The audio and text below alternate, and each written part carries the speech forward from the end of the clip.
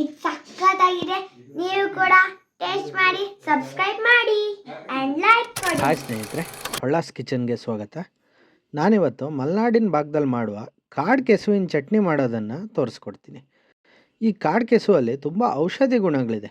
ಮಳೆಗಾಲದ ಸಮಯದಲ್ಲಿ ಸಣ್ಣ ಜ್ವರ, ಶೀತ, ಕೆಮ್ಮು ಇರುವಾಗ ಈ ಅಡುಗೆ ಮಾಡ್ತಿನ್ನೋ ರೂಢಿ ನಮ್ಮ ಮಲೆನಾಡಲ್ಲಿದೆ.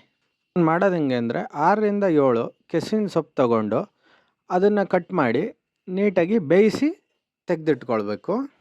ಈ ರೀತಿ ಕಲರ್ ಚೇಂಜ್ ಆದರೆ ಸಾಕು.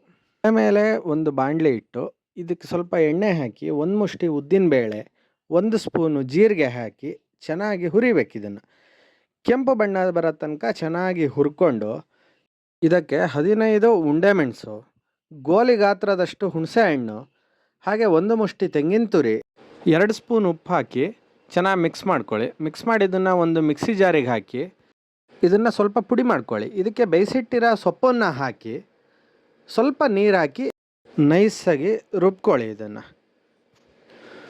ಒಲೆ ಮೇಲೆ ಒಂದು ಬಾಣಲೆ ಇಟ್ಕೊಂಡು ಇದಕ್ಕೆ 4 ಸ್ಪೂನ್ ಆಗುವಷ್ಟು ಎಣ್ಣೆ, ಹಾಗೆ 1 ಸ್ಪೂನು ಸಾಸಿವೆ, 1 ಸ್ಪೂನು ಜೀರಿಗೆ, 1 ಸ್ಪೂನು ಉದ್ದಿನಬೇಳೆ, 10 ಎಸಳು ಬೆಳ್ಳುಳ್ಳಿನ ಚೆನ್ನಾಗಿ ಜಜ್ಜಿಟ್ಕೊಂಡಿದ್ದೀನಿ. ಅದನ್ನು ಹಾಕಿ ಕೆಂಪು ಬಣ್ಣ ಬರೋ ತನಕ ಚೆನ್ನಾಗಿ ಹುರಿಬೇಕು. ಇದಕ್ಕೆ ಆವಾಗಲೇ ರುಬ್ಬಿಟ್ಕೊಂಡಿದ್ವಲ್ಲ ಸೊಪ್ಪು, ಅದನ್ನು ಹಾಕಿ ಮಿಕ್ಸಿ ಜಾರಿಗೆ ಸ್ವಲ್ಪ ನೀರು ಹಾಕಿ ಇದಕ್ಕೆ ಹಾಕ್ಕೊಳ್ಳಿ. ಇದನ್ನು ಚೆನ್ನಾಗಿ ಮಿಕ್ಸ್ ಮಾಡ್ಕೊಳ್ಳಿ. ಇದನ್ನು ಕುದಿಯೋಕ್ಕೆ ಬಿಡಬೇಕು. ನೀವು ಚೆನ್ನಾಗಿ ಕುದಿಬೇಕಿದು. ಈ ರೀತಿ ಕೊತ್ತ ಅಂತ ಕುದಿಬೇಕು. ಈ ರೀತಿ ಕುದಿಲಿಕ್ಕೆ ಶುರು ಆಗ್ತಿದ್ದಂಗೆ ಇದನ್ನು ಚೆನ್ನಾಗಿ ಮಿಕ್ಸ್ ಮಾಡ್ತಾಯಿರಿ, ಇಲ್ಲ ಅಂದರೆ ಅದು ಮೈ ತುಂಬ ಸಿಡಿಯುತ್ತೆ. ಹಾಗಾಗಿ ಚೆನ್ನಾಗಿ ಮಿಕ್ಸ್ ಮಾಡ್ಕೊಳ್ತಾ ಇರಿ. ಈ ರೀತಿ ಕಲರ್ ಚೇಂಜ್ ಆದರೆ ಮುಗೀತು. ಈ ರೀತಿ ಕಲರ್ ಚೇಂಜ್ ಆದ್ರ ಮೇಲೆ ಇದನ್ನು ಒಂದು ಪಾತ್ರೆಗೆ ಶಿಫ್ಟ್ ಮಾಡ್ಕೊಳ್ಳಿ.